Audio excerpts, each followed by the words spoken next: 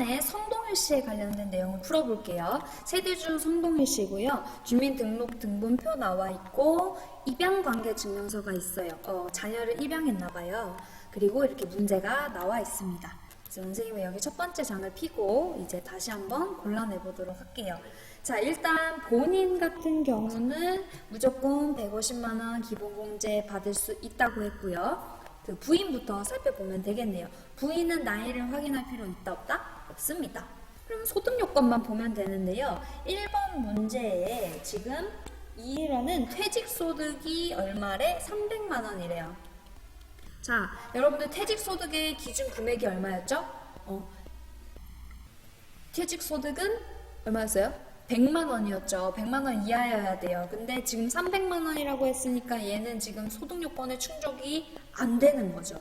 그래서 지금 나이는 상관없지만 이 소득요건을 초과했기 때문에 기본공제 대상자가 될 수 없습니다. 이해되셨나요? 네. 자, 그럼 자녀 볼게요. 성보라 씨는 98년생인데 여러분들 책에는 99년대 있죠. 그래서 99년생이면 일단 그럼 99년으로 해볼게요. 2020년 빼기 1999 하면 몇 나와요? 21살이네요. 자, 그럼 이거 나이 돼요? 안 돼요? 안 돼요. 20세 미만이어야 되니까 얘는 소득 볼 것도 없이 지금 나이부터 안 되는 거죠. 그리고 심지어 소득은 지금 근로소득이 600만원 있다고 했는데 아까 했던 것처럼 근로소득은 얼마 이하여야 된다? 총급여 500만원 이하여야 됩니다. 그래서 여러분들 기준 선생님처럼 자꾸 비교하면서 생각해 주세요. 근데 600만원이니까 얘는 나이도 안 되고 소득도 안 되는 겁니다. 자, 그러면 덕선이 볼게요. 덕선이. 여러분들 1988 보셨어요? 선생님도 1988 진짜 재밌게 봤는데 요즘 재방송을 많이 하더라고요. 이 성덕선이는 지금 00년생이에요. 00년생. 00년생이면 딱 20살이네요. 그죠? 그럼 20살은 해당이 됩니다. 그죠? 그러면 소득을 봐야 되겠는데 이 소득을 지금 문제에서 제시하고 있지 않아요. 성노을이랑 이영철이 있는데 덕선이는 없습니다. 그럼 소득이 없나 봐요. 이렇게 간주하고 소득도 되고 나이도 되니까 자녀 기본공제 대상자가 되는구나 이렇게 확인하시면 됩니다. 오케이? 자, 이 성노을 씨 이 자녀는 지금 셋째 자녀예요. 얘가 첫째, 둘째, 셋째 자녀잖아요. 자, 근데 이 성노을 씨는 단서를 조금 주목해 줘야 됩니다. 일단 20년생인데요. 여러분들 책에는 지금 19년생, 그러니까 19년도 책이니까 19년생으로 되어 있는데 아무튼 지금 완전 갓난아기라는 뜻이에요. 근데 여기 입양이라고 적혀 있습니다. 자, 그러면요. 지금 그리고 그 다음 그 옆에 페이지에 나와 있는 게 입양관계증명서 보이시죠? 그리고 문제에 보면 성노을은 2019년, 즉 그냥 교재로 따지면은 교재 기준으로 올해 6월에 입양했다라고 단서가 있습니다. 자, 여러분들 펜 하나 드시고요. 하나 표시해 주셔야 되는 게 이제 문제에서 입양이라고 하는 단서가 나오면 여러분들이 살펴봐야 되는 내용이 있습니다. 뭐냐면 입양이라고 하는 거는 이제 출생 혈연 관계는 아니지만 우리 가족으로 인정을 해서 이렇게 등본표에 나오게 된다라는 거잖아요. 그래서 성보라와 성덕선이랑 성노을 포함해서 총 자녀가 3명 있다라고 생각을 해야 되고, 그리고 하나 더 표시를 할게요. 입양도 나오는데 위탁이라고 하는 것도 문제에서 종종 나옵니다. 나중에 문제를 풀다 보면 보이게 되는데 위탁이라고 하는 거는 입양까지는 아니에요. 그러니까 입양은 아예 우리는 가족이 돼서 등기부 등본을 떼면 나오는 거고, 위탁 같은 경우는 임시적으로 보호를 하고 있다고 생각을 해야 되기 때문에 이제 조금 기준이 다릅니다. 그래서 만 18세 미만의 위탁 아동이 해당이 되는데 이거의 기준은 지금 우리가 작성하는 일로부터 6개월이 넘어야지만 입력을 할 수가 있어요. 6개월이 이상이 지나야지만 입력을 할 수가 있습니다. 즉 예를 들어서 지금 12월 31일에 우리가 이렇게 입력을 하는데 만약에 10월 달에 위탁을 받아서 지금 등본에 나오게 되면 이거는 입력을 할 수가 없어요. 왜? 6개월 미만이니까. 근데 만약에 올해 1월 달에 위탁을 받아서 계속 살고 있다라고 얘기하면 6개월이 지난 거니까 입력을 할 수 있다라고 보셔야 됩니다. 이해되셨죠? 그래서 위탁이라고 하는 거 아마 뒤에도 나오거나 정리할 수 있을 텐데 이거 잘 정리해 두시길 바랍니다. 자, 그리고 마지막 장인 어르신입니다. 이영철 씨인데요.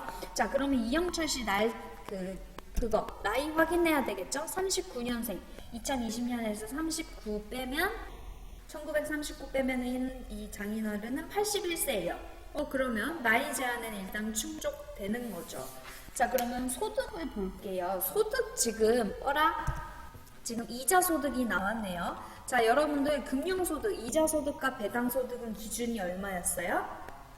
2천만 원 이하여야 됐다고 했습니다. 자, 근데 이영철 씨는 2,200만 원의 이자 소득이 있네요. 엄청 많네요. 자, 그러면 소득 요건에 충족하지 못하기 때문에 나이에 해당이 된다 하더라도 장인 어르신은 기본공제 대상자가 될 수가 없습니다.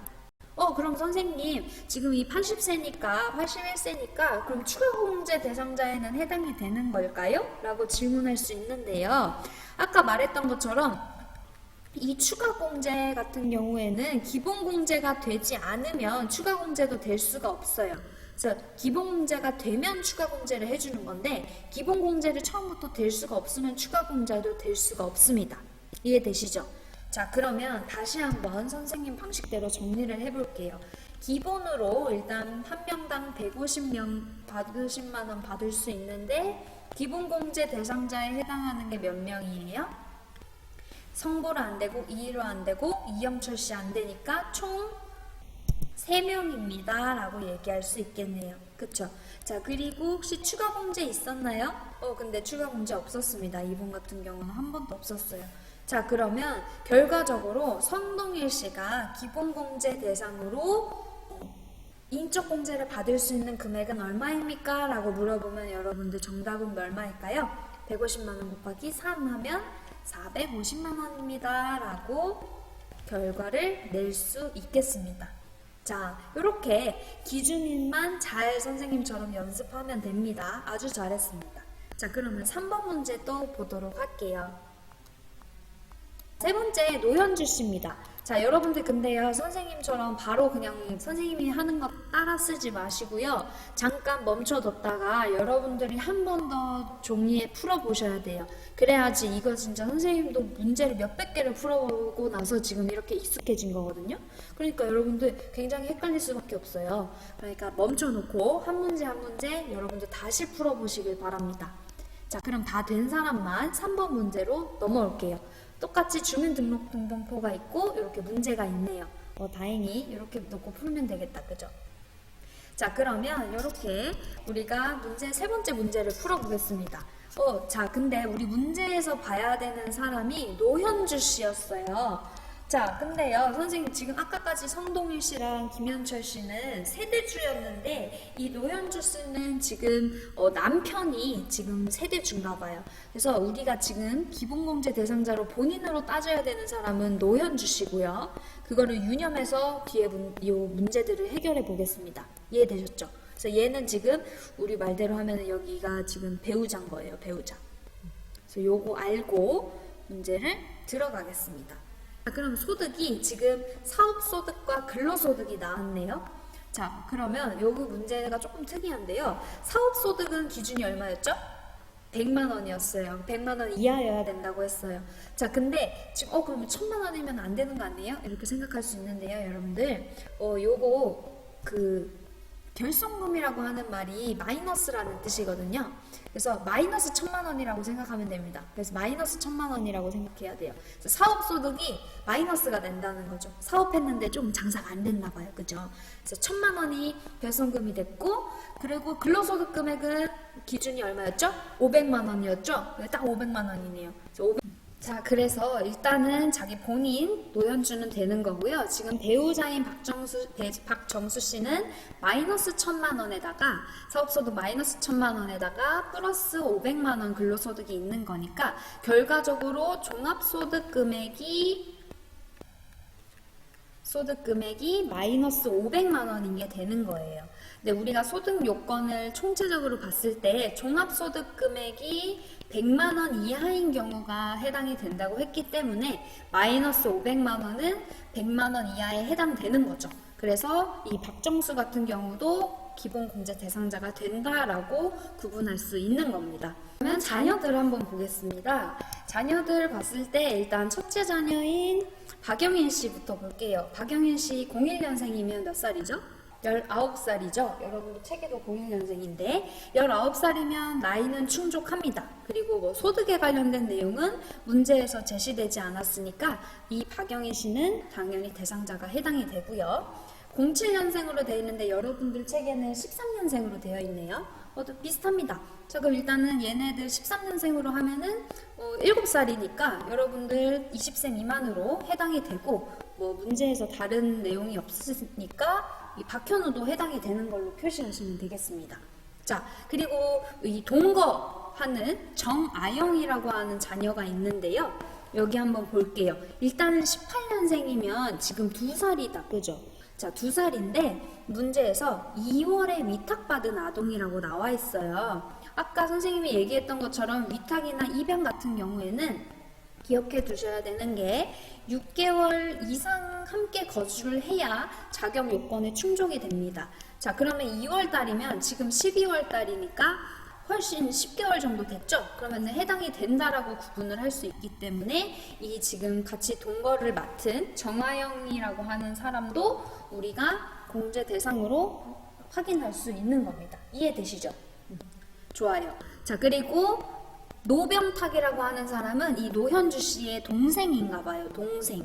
동생인가 봐요. 동생은 지금 청각장애인이고 근로소득이 뭐 1,500만 원이다 이렇게 나오거든요.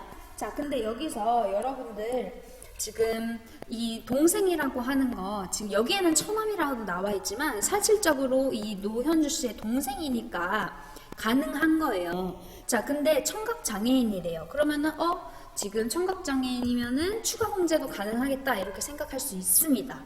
그럼 나이를 볼게요. 근데 잠깐만, 장애인이면은 나이 볼 필요 없으니까 잘했어요. 자, 그럼 소득 요건을 봐야 되는데 근로소득이 지금 1,500만 원이 있대요. 자, 이거 조금 이상하지 않아요, 여러분들? 그쵸? 지금 그럼 이거 공제가 될까요, 안 될까요?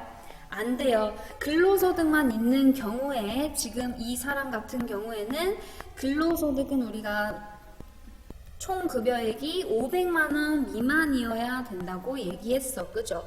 그렇기 때문에 1,500만 원이면 너무 많이 벌고 있어서 공제를 받지 못합니다.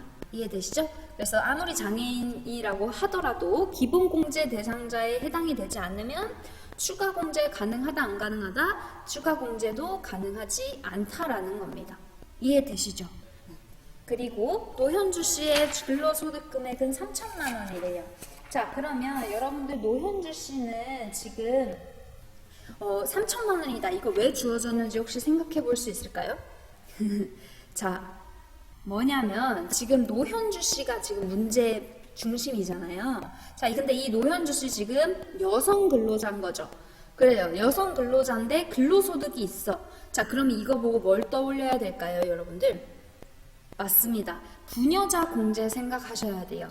자, 우리가 추가 공제에서 부녀자 공제와 한부모 공제 있었던 게 여성 근로자에 해당된다고 얘기했는데 이 부녀자 같은 경우에는 부녀자 공제를 받으려면 근로소득 금액 3천만 원 이하인 사람 중에서 혜택을 받을 수가 있어요. 기억나시죠? 자, 그러면 이 부녀자 같은 경우에는 배우자가 있는 경우와 없는 경우로 구분을 했습니다. 자, 그러면 지금 이 노현주 씨 같은 경우는 배우자가 있어요, 없어요? 있어요. 지금 이 박정수 씨랑 결혼해가지고 아기도 이렇게 딸려 있잖아요. 그래서 여기 지금 있는 경우에 해당이 됩니다.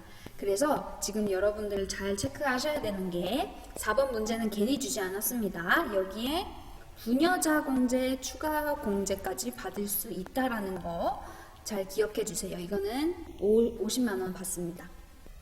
오케이?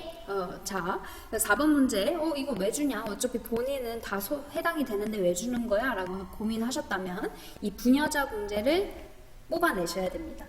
자, 그렇다면 결과적으로 이거 다 지우고 어떻게 해당이 되는지 다시 한번 정리를 하면요. 선생님 방식대로 여러분들도 같이 한번 정리해 봅시다. 자, 기본공제 대상자 몇 명 있었어요? 기본공제 지금 1인당 150만 원인데 몇 명 있었나요? 나, 자기 본인, 배우자, 자녀 2명 됐고 정하영 씨 됐죠. 근데 동생은 안 된다고 했어요. 그러면 총 5명 있었네요. 5명. 그리고 또 추가 공제 있었던 거 뭐가 있었죠? 추가 공제, 장애인 추가 공제는 안 됐었고 지금 본인의 부녀자 추가 공제가 해당됐습니다. 부녀자 추가 공제 1명. 이렇게. 그러면 요거 지금 한 명당 50만 원이거든요. 자, 그러면은 지금 요거 지금 750만 원에다가 50만 원 더하면 총 노현주 씨의 인적 공제 금액은 얼마입니까? 라고 물어본다면 여러분들은 800만 원입니다. 라고 대답할 수 있어야 됩니다. 오케이? 네. 요번에도 문제 굉장히 새로운 거라고 생각 들어요. 그렇기 때문에 여러분들 다시 한번 정리해 보시길 바랍니다.